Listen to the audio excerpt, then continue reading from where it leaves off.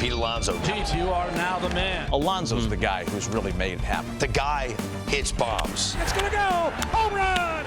Pete Alonso. This is that home run in bunches moment these power hitters go through. Pete Alonso with the most memorable home run of his career. I'm really proud of what I was able to accomplish here. Laid it out there every day. I play my heart out every day. I leave it all out there. Mojo is most certainly back for the Polar Bear. All right, Pete Alonso still the topic of conversation. Andy Martino tweeted this out. The Mets have pivoted to plan B post Alonso. They now consider it most likely outcome that Alonso will sign elsewhere.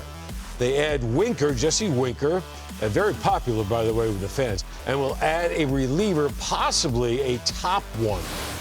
And here we go from The Athletic. This is Will Salmon and Ken Rosenthal. Alonso's market is heating up with 3 teams, including the Blue Jays, engaged in discussions for the power-hitting first baseman. League sources said that if the Jays landed Alonso, they'd still prefer to keep Guerrero Jr., a person familiar with the club's thinking said.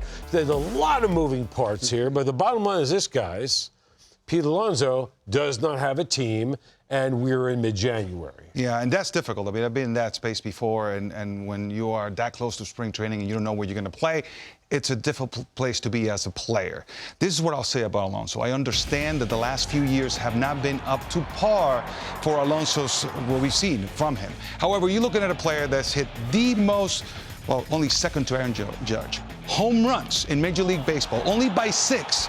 Aaron Judge hit 6 more home runs since 2019. So think about that. Think about the seasons that Judge has had.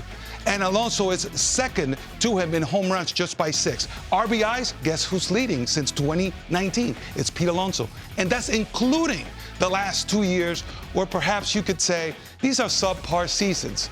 Well, if that's Alonso at his worst, I'm like, man, that's the guy I want in my lineup.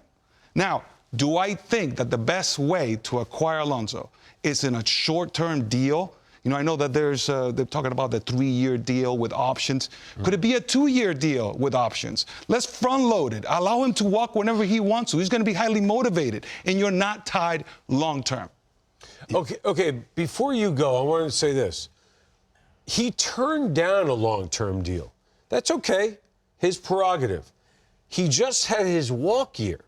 So it seems like you're talking about a short-term deal with options. Hasn't that ship sailed in a lot of ways? The deal he was offered is ancient history. There was never going to be an offer remotely like that with this regime. That's been one of the most fascinating parts of this to me, guys, is, look, there was this whole big game of first baseman musical chairs that was played this winter. And then what was left? Pete Alonso and the Mets. And this still didn't happen because David Stearns, for whatever reason, never had the great emotional attachment to Pete Alonso that you would have thought from a guy who was a lifelong Mets fan. And because of that, this was only going to get done on his terms, not on Pete's terms, not on Scott Boris's terms. And that's what we're seeing play out. The emotion never took hold. And the owner, Steve Cohen, never stepped in and said, we need to get this done. And so because they played hardball, we're in a situation now where I don't know what the path back to the Mets is for Steve Alonso. So now we have Soto on the Mets, and behind him, you don't have the experienced protection that he had with the Yankees. This is a sample lineup, a potential lineup. You have Mark Vientos, who is a very, very good young player.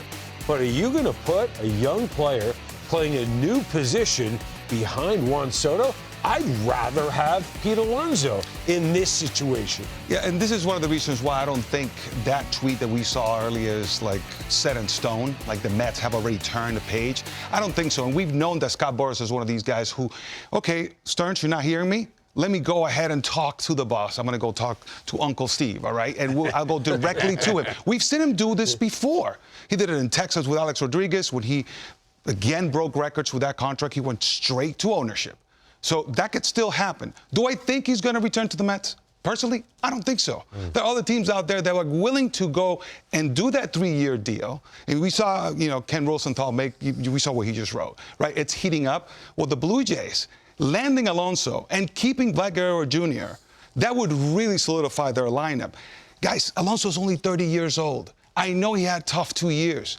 But if at his worst, he's going to hit me 30 home runs and give me over 80 RBIs and be at a OPS of 123, isn't that a player I want on my ball club? And maybe only commit a couple of years and allow him to walk.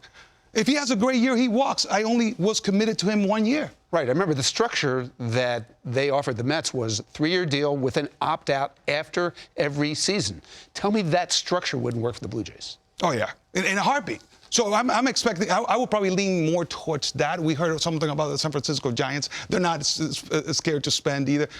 We'll see what happens. I don't think he's going back to the Mets, but Scott Boras is not done yet there.